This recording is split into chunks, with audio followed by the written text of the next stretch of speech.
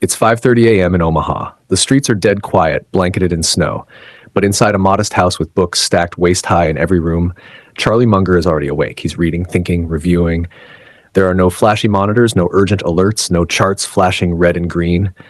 And yet, this man who rarely placed a trade in the way modern traders do influenced billions. He didn't hunt for setups. He hunted for clarity, for mental clarity. There was no dopamine spike in his routine, just coffee, pages turning, and silence. This is where the story begins, not with a trade, but with a temperament. Charlie wasn't chasing the market, he was studying the mind. In fact, he once said, "A lot of people with high IQs are terrible investors because they've got terrible temperaments." Think about that. He didn't say they lacked intelligence, he said they lacked emotional control. Because the real enemy isn't volatility, it's the trader who can't sit still, the one who needs action, who can't let a candle close without interfering, who believes they're in control because they're busy.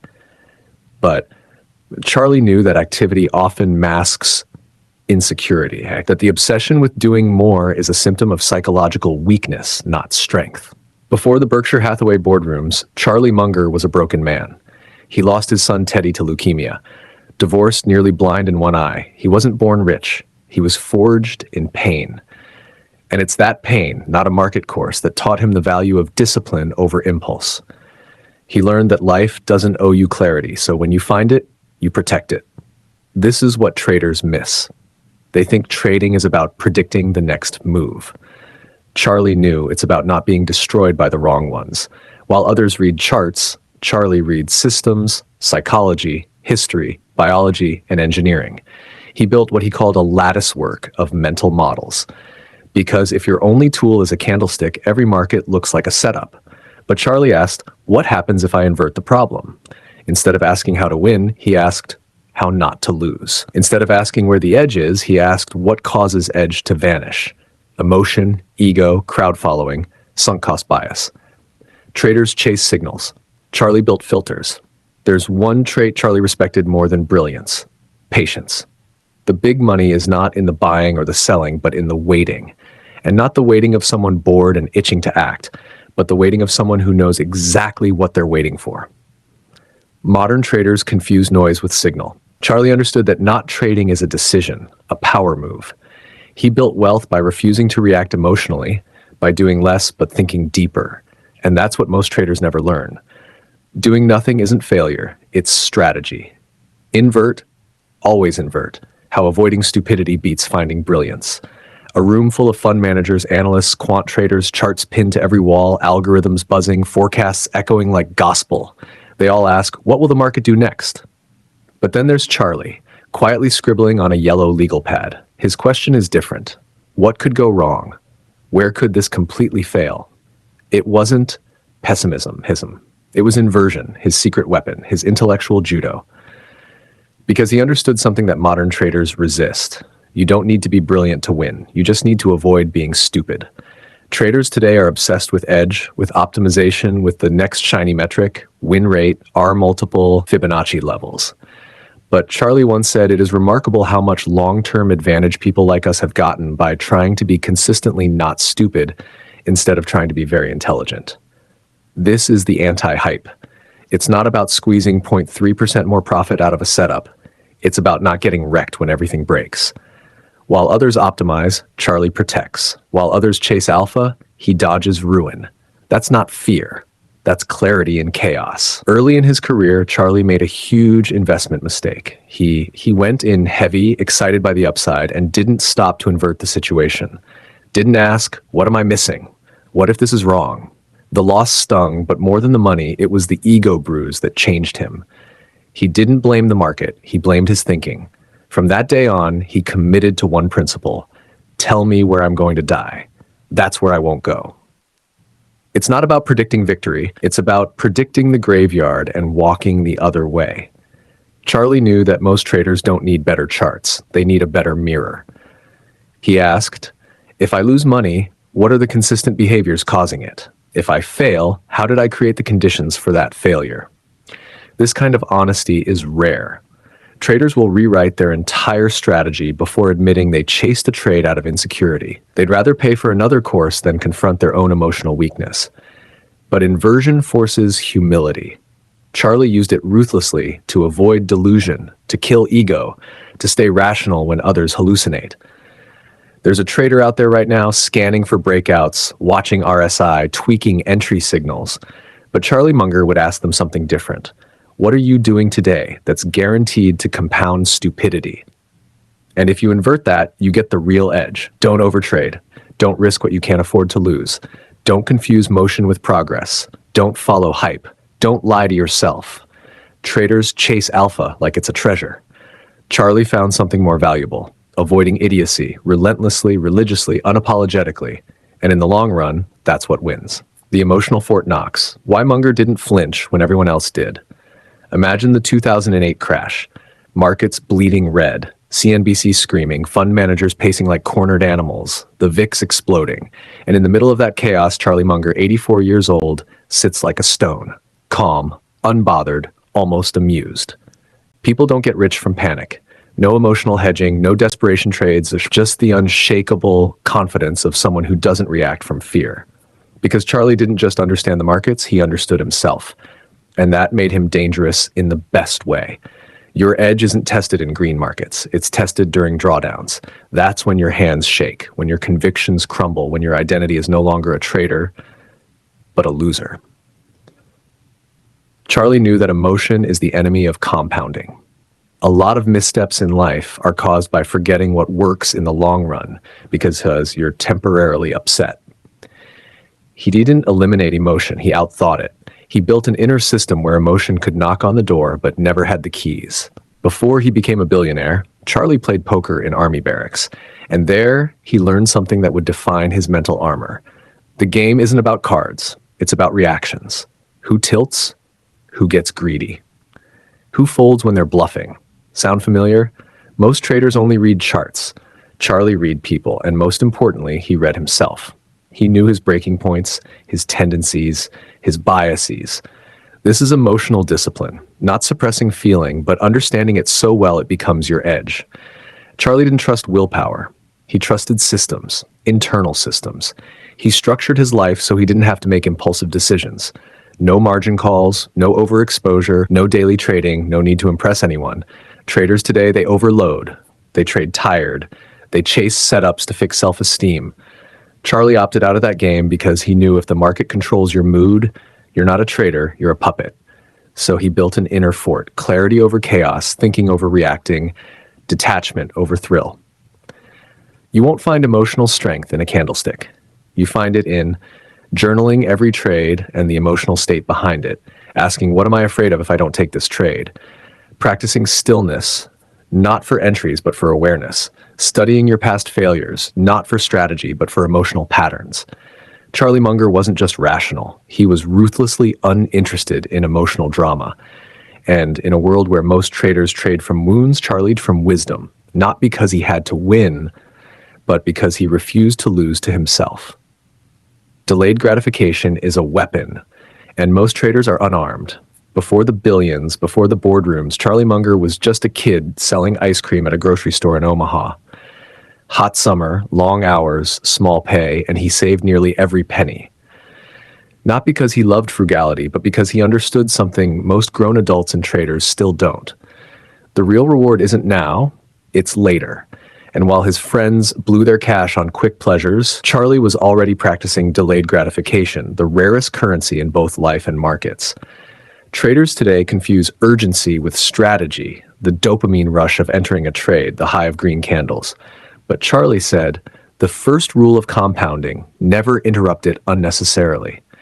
He didn't just apply that to money. He applied it to focus, to patience, to thinking long term. When the world screams for short-term action, modern traders scalp to feel productive. Charlie sat still to be effective. He wasn't just managing capital, he was managing impulse, the real portfolio killer. At Berkshire Hathaway, there was a small investment opportunity that most passed on. Too boring, too slow, not flashy. Charlie said, wait. He said, the trick is not to pick the best horse. It's to pick a horse you can sit on. 5 years later, that boring bet turned into tens of millions in compounded returns. But here's the kicker. It wasn't a secret algorithm. It was the discipline to do nothing for an 1800 days while others jumped from strategy to strategy. Charlie once waited 20 years before selling a stock. Most traders can't wait 20 minutes. Remember the Stanford marshmallow experiment?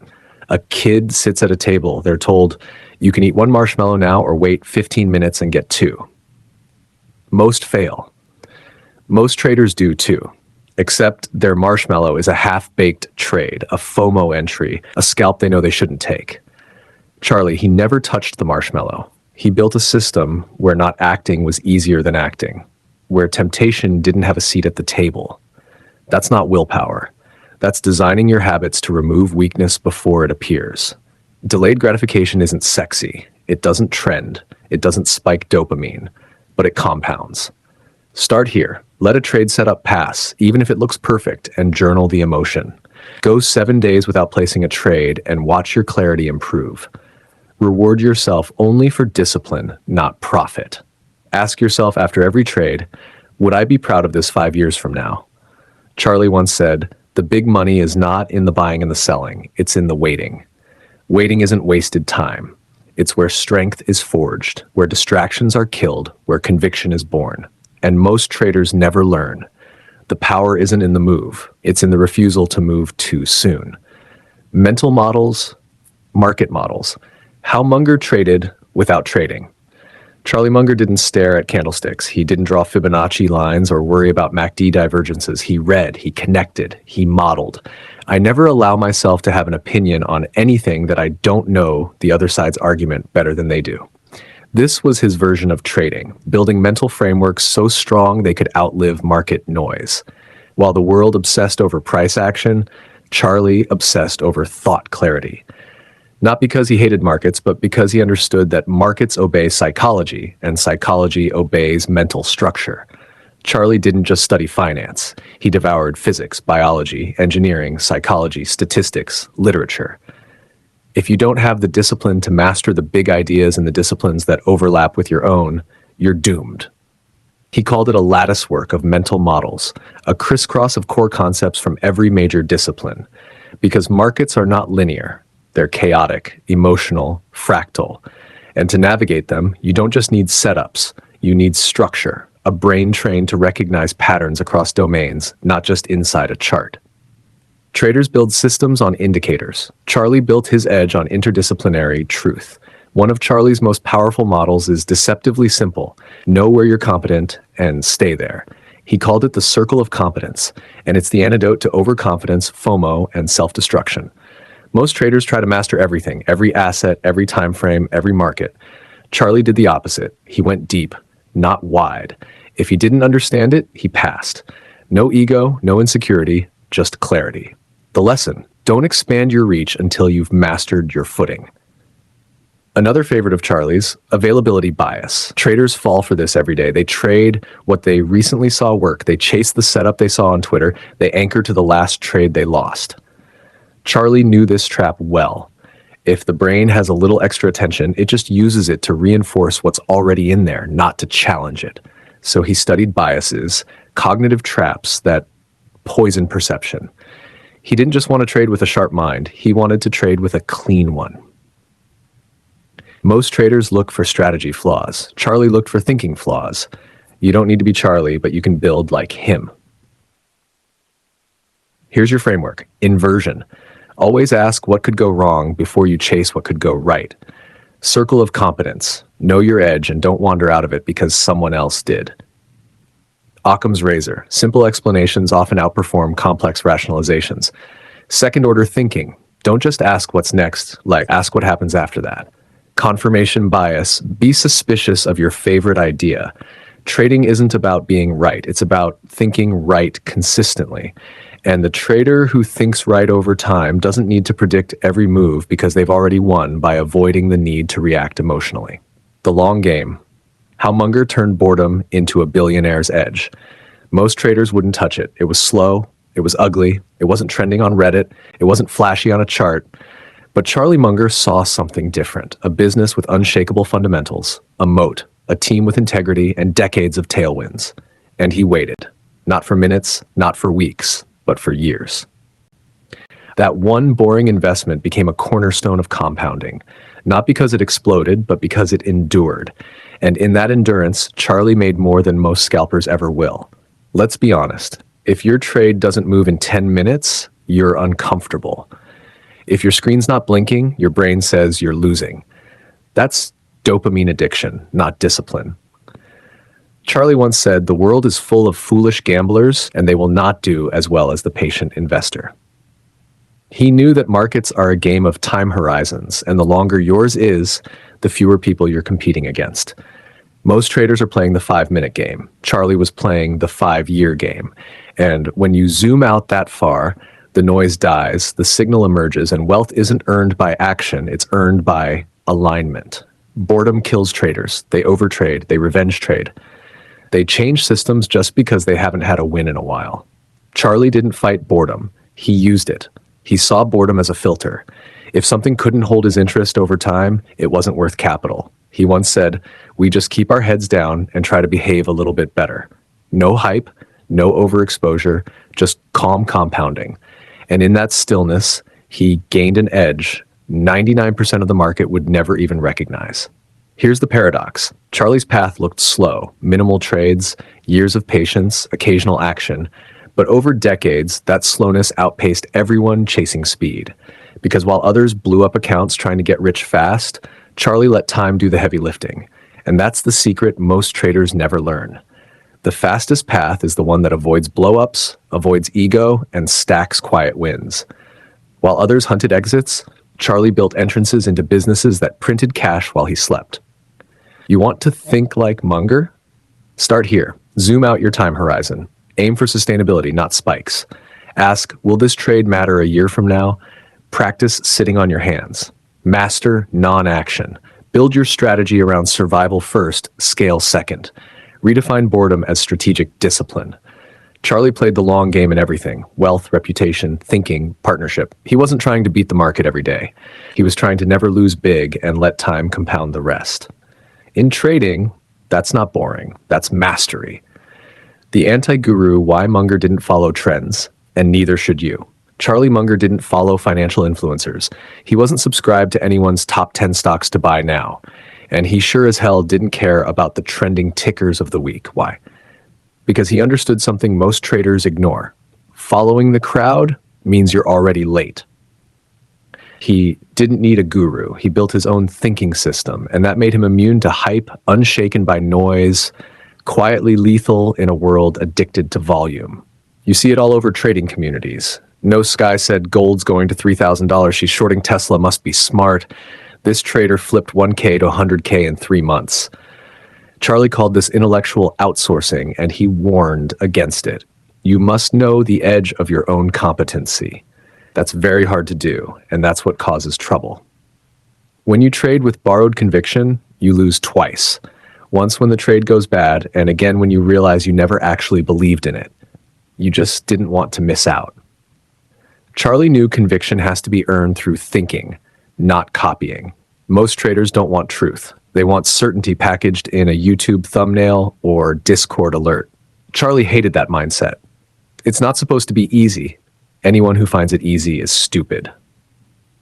He didn't look for shortcuts. He looked for clarity, the kind that requires effort, solitude, and time. That's why he stayed away from fads, hype cycles, and the loudest voices in the room. The more popular something became, the more skeptical Charlie got because he knew crowds don't think, they react. And in trading, reaction is what kills portfolios. Charlie didn't start his day with someone else's analysis. He started it with silence, reading, thinking, challenging his own ideas. He didn't care what someone tweeted. He cared if his mental models still held up. Want to break free from guru addiction? Start here. Before entering a trade, ask, do I understand the entire reasoning behind this without quoting someone else? Do post-trade reviews where you isolate what was your thinking versus what you borrowed. Build a habit of daily independent thinking, even 15 minutes a day, to write your market thoughts without outside input. Treat trends as noise unless they align with your edge. Charlie wasn't anti-education. He was anti-blindness, and blind belief in someone else's system is just a rented personality. Charlie never asked for likes, retweets, or validation. He didn't need applause. He needed clarity, and that made him one of the most dangerous thinkers on Wall Street. He once said, "Take a simple idea and take it seriously." But that's hard in a world where traders chase complexity, drama, and identity. Munger's path was quiet, but it worked. So here's your Munger mindset upgrade. Think independently. Strip away the noise. Be allergic to trends. Seek truth, not popularity. Build conviction from within, not from borrowed noise. Because the trader who doesn't need approval doesn't flinch when others panic and doesn't follow the crowd off a cliff. Munger's mirror. The psychological blueprint to trade without ego. Charlie Munger didn't interrupt. He didn't brag. He didn't need to prove anything. And in that silence, he built a mind sharper than any hedge fund's algorithm. Because while others performed, Charlie reflected.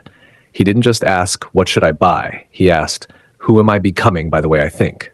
Most traders build systems to beat the market. Charlie built a mindset to beat himself, his impulses, his ego, his bias, his need to be right.